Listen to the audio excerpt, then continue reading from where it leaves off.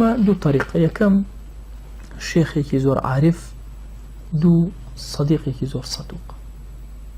سهم شون عيبة كان بناسم بسيري زماني دوج من كان يبكى بزانت شي برام بربم الله ألا يا عيبة كان يخوي أدوزته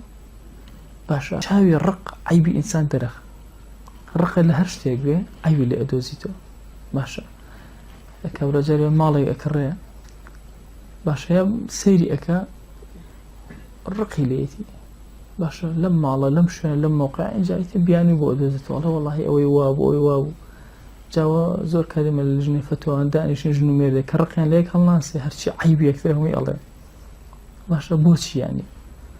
أها بتشاوي بغضة وكسيرك عيبة كان حمويته بيشاوي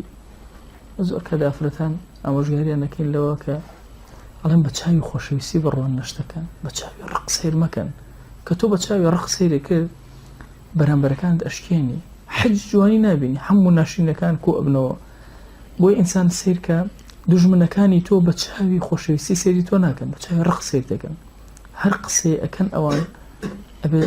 بالتنبيه وريقري إشي لسركي أي احتمال وعيبة قلبي لا عيبة كان كلت وياها